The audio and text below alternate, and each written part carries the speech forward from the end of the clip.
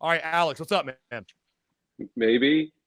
Yeah, I think we're better now. Hopefully, yeah. Okay. It's literally like an. It sounds like an oink sound in the background. I don't know. You're the only person it happens to. I I like think maybe there it's. is a pig in my office I, somewhere. I don't know. are you hiding Muschamp under your desk? The hackers are coming in full force. That was too much. I shouldn't have said that. Anyways, hey, I appreciate you Well, taking the time, man. Yeah, I mean, oh yeah, no, absolutely. hey, we get to cut up and make jokes. He gets $13 million of our money.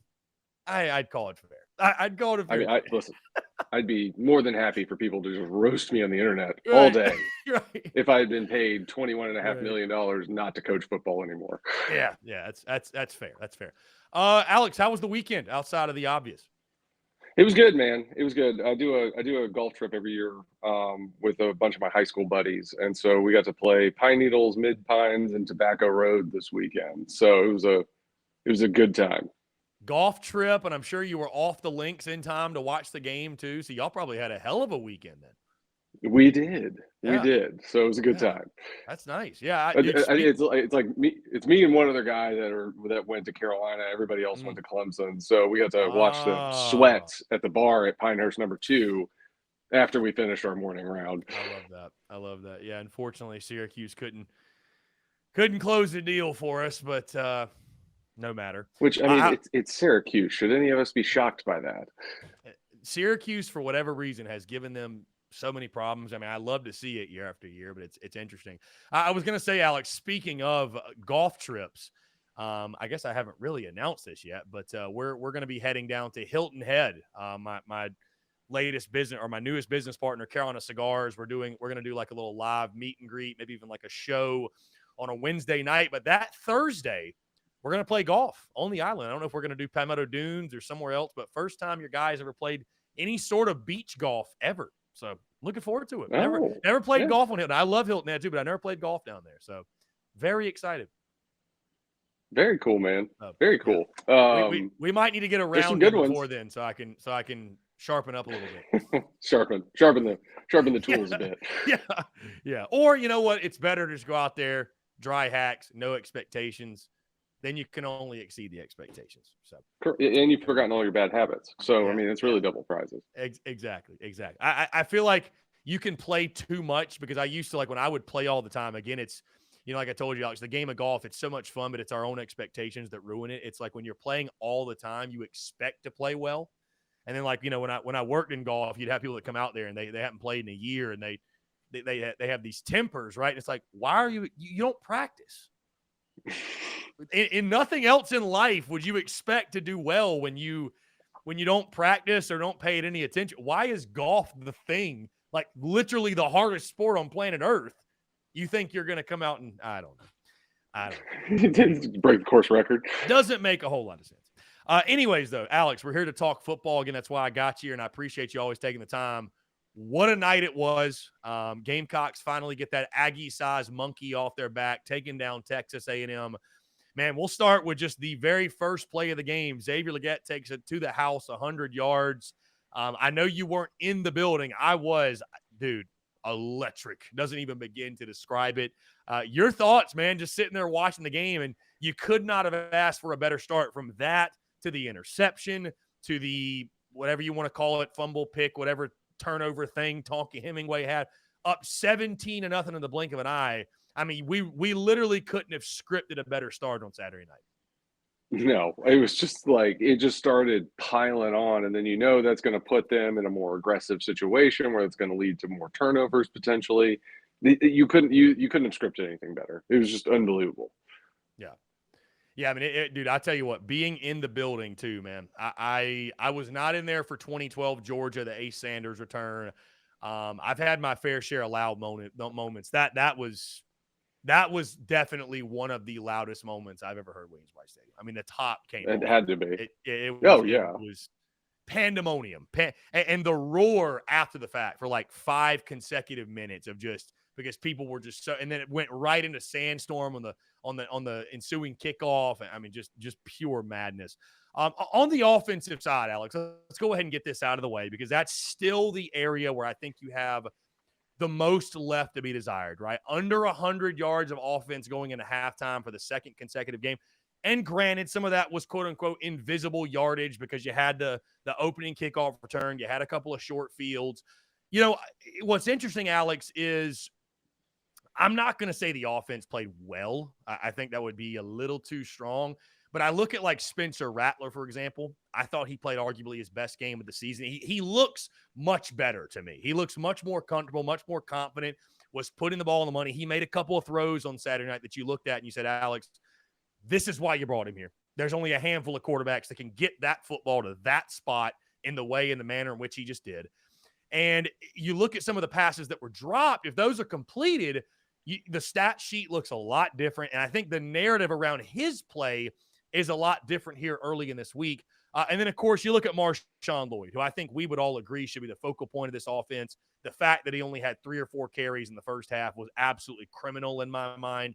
But all in all, you're getting these wins, Alex, right? So winning cures all. And I'm going to get into the Satterfield thing in just a second. But what you saw from the offense in regards to Spencer Rattler, the receivers and their struggles, if you will, Marshawn Lloyd, the offensive line, just as a whole, what you took away from that offensive performance on Saturday night? Like the first half yardage, I don't really worry about because of exactly what you said, the hidden yardage that's out there. So, I mean, your first technically 3 possessions, one was a kickoff return for a touchdown. So you don't touch the ball, A&M gets the ball, you get a turnover, you're on a short, extremely short field, A&M gets the ball back, they turn it over again. Again, you're on an extremely short field. So just like the amount of possessions you had in the first half was just lessened by that, especially with the amount of yards you could have picked up. Obviously, Marshawn Lloyd's the guy we've got to get the ball to more than 3 or 4 times in the first half. Not sure. Like, and on top of that, like the interception on their first possession, throwing the ball into the end zone 3 straight times was curious. Less than ideal. It was curious. That's about as kindly as you could say it. It was curious. it was very curious. And then you know, the second time, I mean, they kind of scripted it perfectly where, you know, Christian Beal-Smith just powering through people to get in there. So, I mean, that worked nicely. And then, you know, the rest of the second half just looked like our normal first halves look like. So, I mean, I don't know that it was necessarily surprising or shocking. It was just being able to, like the last 2 weeks, we've been able to start really fast because of something good that's either happened on defense or special teams. Concerningly, I don't think you can depend on that keeping up for the next, what is that, 5 games? So that's an area of concern for sure. And just, again, just curious play calling. Yeah. And that's my biggest thing, Alex, in regards to the play calling. I don't even know if it's that the play in, play out, because I tell people I don't pretend to be an OC or a football coach. And, you know, you actually wore the garnet and black. You played at the collegiate level. My thing, though, watching this offense and watching this team is the situational awareness or lack thereof. And I don't expect it to change. I just think at this point, Marcus Satterfield is who he is. And I'm not even saying he's a terrible OC. I just think we can do a lot better. And I feel like there's too many times in a game that, like you mentioned, the play calls are curious. There's too many times I'm scratching my head wondering, you know, because you know what I get tired of saying is, well, you know, if it works, you look like a genius. Well, the problem is it's not working enough. You know what I mean? Like you could get away with that with Spurrier because with more often than not, it did work, right? So if you went for it and it didn't work, it's like, well, I mean, you know, it's one of those risks you take. And, you know, I think back to 2014 at Auburn, Steve Spurrier knew we couldn't stop anybody worth a lick on defense. We went for it like 8 times on 4th down, but I think we got 6 of them. You know what I mean? Like, so, but with Satterfield, it just, there's too many times where I'm like, well, you know, I guess if it works, you look like a genius, but it's not working. That's the problem. And there's just so many times, like you mentioned, the goal to go, 1st and goal to go from the 5 and you throw 3 straight passes, or you got these 3rd downs that you're just like, it's hard to understand, you know, and again, I think the execution obviously could have been a lot better, But what do you see from that? I mean, do you feel the same way? Like I said, I just feel like there's so many times during the course of a game where fans are sitting there scratching their heads just wondering, where's the instinct? Where's the situational awareness at? I mean, I'm going to sound like a broken record. I just think it's overly complicated more than anything else. It's just like a perfect example. Like the fade they threw to Stogner on that first interception return. Like, if you're going to do that on first down. Like, catch them by surprise. Everybody thinks you're going to come out and just like run Marshawn Lloyd at them.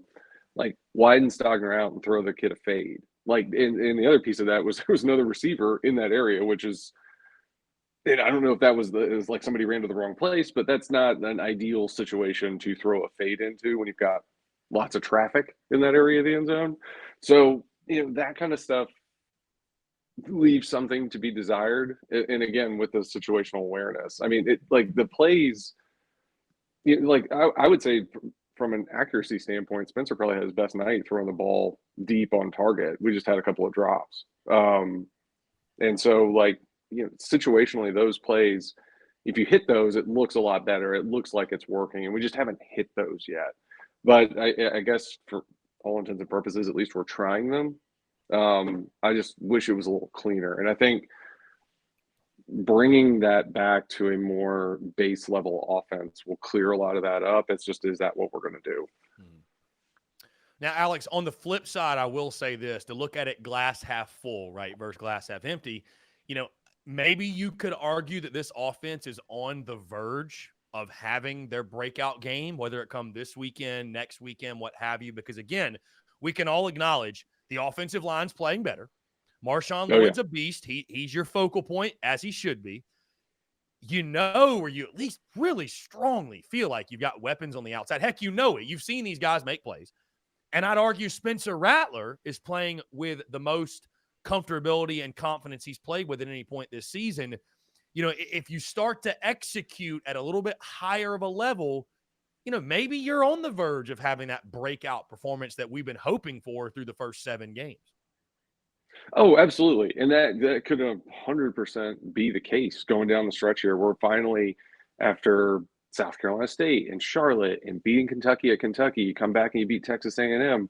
Like, that confidence that we talk about building week over week over week is going to pay off. And it looks like you're right there on the edge of that paying off. And so, we could have this conversation after the Missouri game. And it's like, oh, there it is. That's what it was supposed to look like.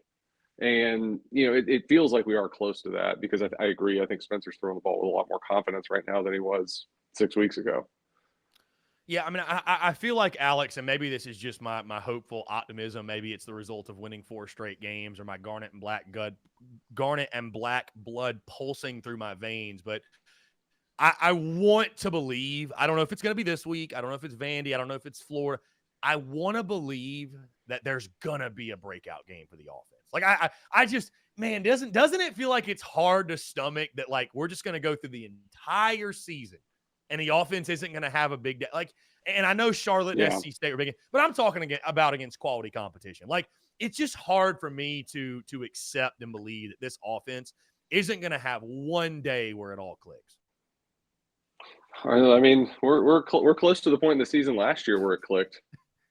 And you just go out there and run roughshod over Florida, and then you're able to hang with Missouri, and then you run roughshod over Auburn. So, I mean, we're close to the point where it happened last season. Again, from a curious perspective, why does it take 7 games to get there when you've got a spring practice and an off season? But we'll hash that out later. Right. That a conversation for another time, my friend. One that will most certainly be had. And hopefully somebody with a little more power than we have. Right. For sure. The bright side, though, Alex, is that we're having these conversations in the midst of a 4-game winning streak. And this team is winning, and really its calling card. You're doing just enough offensively. Again, I think Marshawn Lloyd is obviously the credit for that. But defensively, special teams, and I talked about this on the podcast that dropped yesterday. My biggest takeaway, Alex, from that game, really on Saturday night to this point in the season, and this is selfishly such a great thing for business because the whole Beamer ball thing and pushing that Beamer ball to the moon. This is such a Beamer team, though. Like when I think of Beamer and I think of Virginia Tech, right? I think of these Yeah. hard-nosed, gritty, the lunch pail thing at Vate. I think of these bring your lunch pail type of teams. They're not flashy. They're not sexy. They're just going to punch you in the face. They're going to win 2 out of 3 facets. They're going to win the special team side, and they're just going to find ways. And right now it's working. Right now it's working, and it really is a testament to Shane Beamer, his staff, what they're doing. Obviously, you look at the defense. I thought they were the unsung heroes. Offense. It's more fun to complain about the offensive struggles than it is to laud and to praise the defensive successes, right? Because I think offense is just more fun to talk about than defense. But, man, that defense, the unsung heroes, man, that third quarter, I thought it was 17-14. That game could have gotten a little bit sideways, right? A&M could have gotten rolling. If they'd have taken a lead, you'd have probably felt the air come out of Willie B. Never. They never flinched, stood tall, kept you in the game long enough for your offense to finally figure some things out. And it's the second straight week they've done that. And then again, special teams, like I said, man, it's just you're starting to on a weekly basis. You're expecting these big plays at this point, and it's just again, Alex. I look at this team; it's such a Beamer team, and it truly is a Beamer ball to the moon. So it's wild to think how far that defense has come since Georgia. And perhaps more specifically, Arkansas, where you just got bullied. Don't you wish? Hey, don't you wish we could get another shot at the Hogs? My goodness. Yes.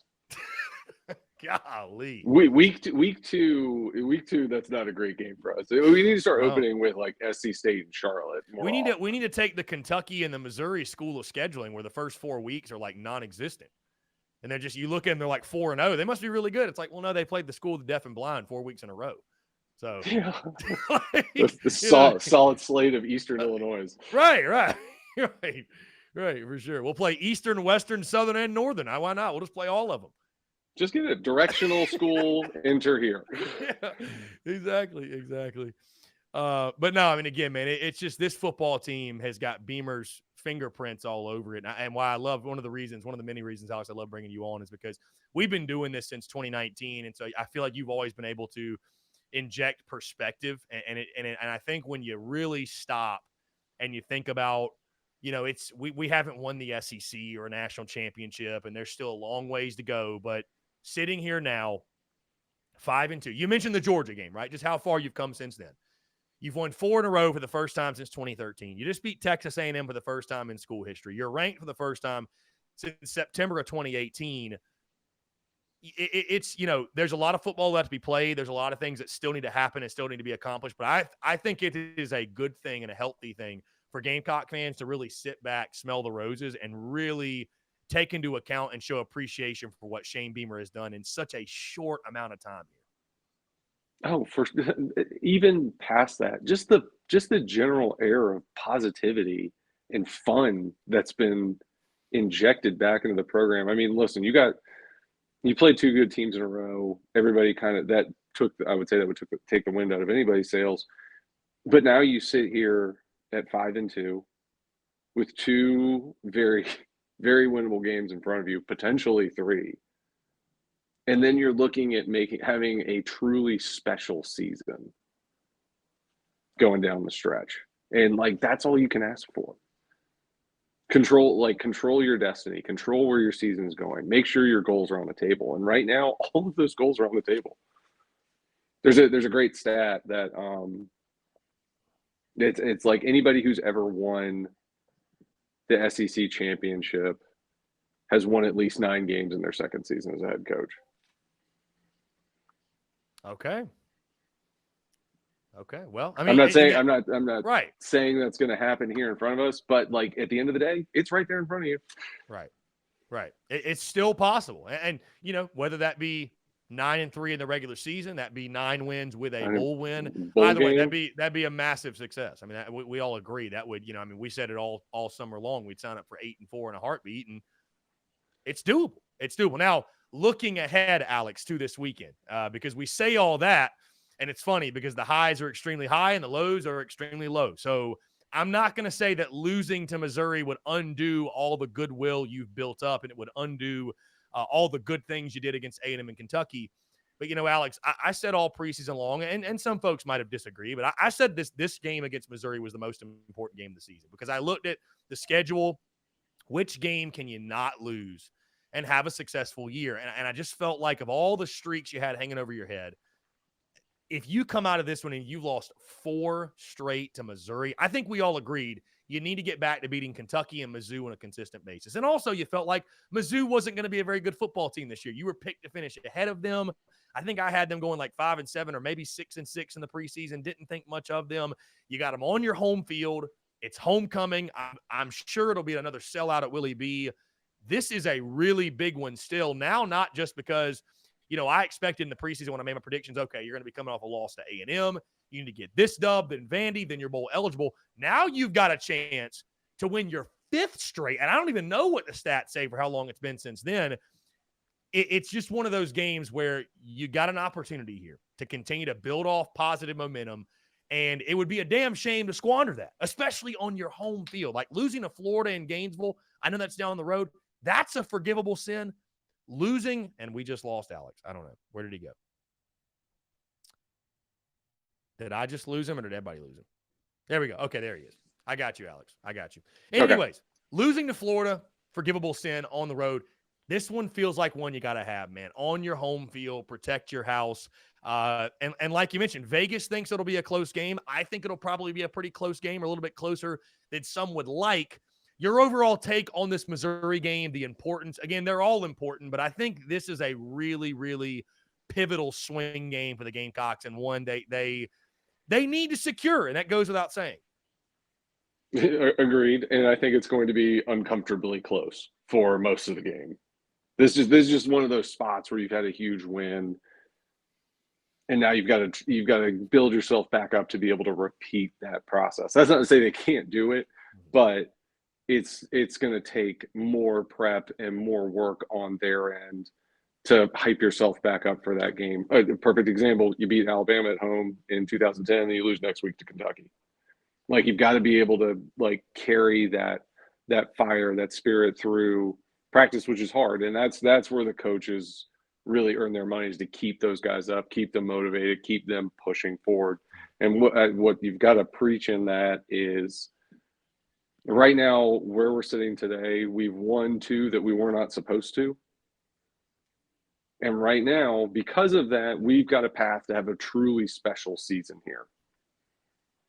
And so it's, saying that to the seniors, saying that to the upperclassmen, to get them to push the younger guys and push them through this week of practice to get everybody ready for Missouri. Because you knock these next 2 out, you're sitting there 7-3 going into the swamp, or 7-2 going into the swamp.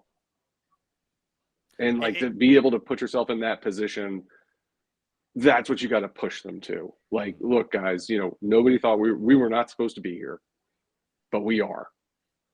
Keep pushing. You got to get the upperclassmen to buy into that, to get the younger guys pushed through this week. Yeah, Alex, a pair of gritty teams, I think. You look at Missouri, they've lost their 3 SEC losses, have come by a combined 14 points. Interesting stat going in this one also, Alex. Missouri, their home and road splits, big discrepancy. Tigers are 0-3 on the road. And the statistics, they are not good. They have not played very well. But I would say, to your point, again, key game, pivotal game. The ball's sort of in your court. That's kind of the feeling. That's the feeling. The ball's in your court. What are you going to do with it, right? And again, I think this team will approach the game the right way. All about execution. I think the big question, Alex, we all have is you just wonder, if you don't get that big special teams play or defensive play, turnover, what have you, will the offense pick you up and do enough to secure victory? So that's what I think that's what it'll come down to. So should be a fun one. I mean, it should be able to. We have the athletes to make that happen. Yes. So yes. Absolutely. I agree with you 110%. Alex, appreciate you taking the time, my friend. Always a pleasure. We're going to jump off our conversation with you and jump into Shane Beamer's presser. But always appreciate you taking the time, my friend, and looking forward to doing it again next week. Absolutely, buddy. Yeah, man. We'll talk soon. See you, bud. Great stuff. Alex McGrath, always a pleasure chatting with him here.